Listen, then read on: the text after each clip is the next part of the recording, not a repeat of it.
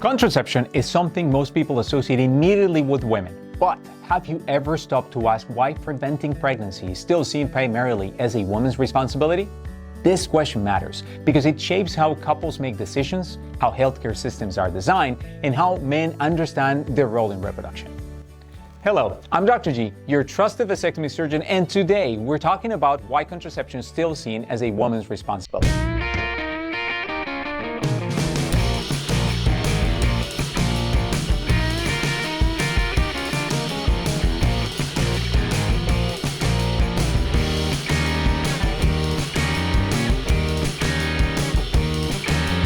From a biological perspective, pregnancy happens in women's bodies. That part is clear and it matters. But over time, biology quietly turned into expectation.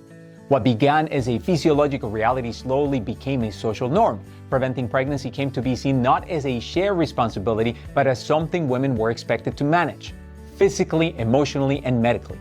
If we look at the data, this pattern is not accidental.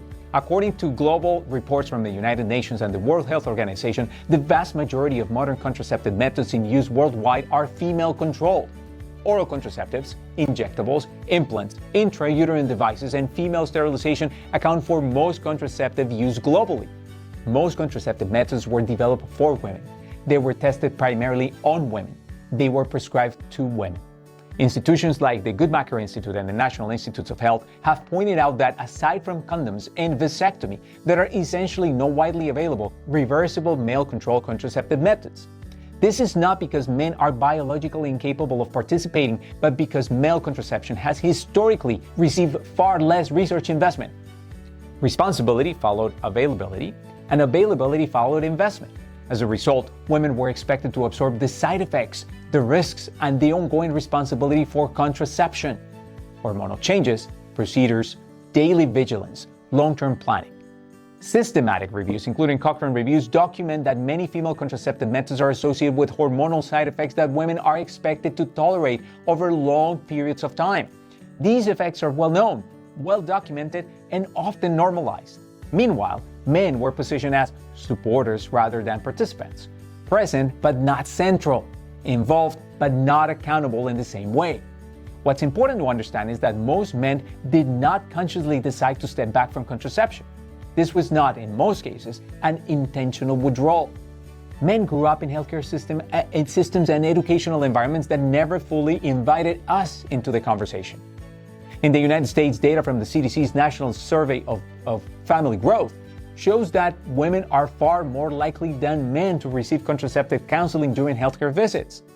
Reproductive health appointments are typically centered around women's bodies, women's risks, and women's follow-up care. Sexual and reproductive health education has also historically been directed toward women. Men often encounter reproductive health discussions only at moments of crisis or finality, when there's an unintended pregnancy, or when a permanent decision like sterilization is being considered. This pattern creates imbalance. Women carry the hormonal side effects, women carry the procedural risks, women often carry the emotional burden of preventing pregnancy, thinking about timing, effectiveness, and consequences. Men, often unintentionally, remain on the sidelines, not because we don't care, but because we were never positioned as equal participants. This is not about blaming women for taking responsibility, and certainly it is not about blaming men for stepping back. Public health frameworks from organizations like the World Health Organization consistently emphasize that health behaviors are shaped by systems, not just individual choices.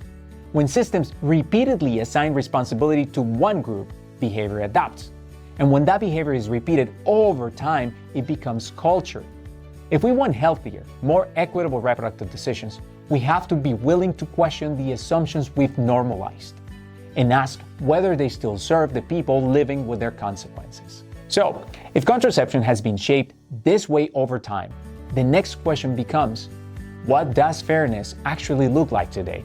Before we close, these are the 5 things I'd like for you to remember from our conversation today. First, contraception didn't become a woman's responsibility by accident. Second, biology explains pregnancy, but it does not justify unequal responsibility. Third, most healthcare systems still do not actively include men. 4, many men are willing to participate, they just haven't been invited. And 5, reproductive equity begins by questioning what we accept as normal. Remember, shared responsibility starts with shared awareness. Follow this channel for more conversations like this, and for accurate, thoughtful information about vasectomies, visit simplevas.com.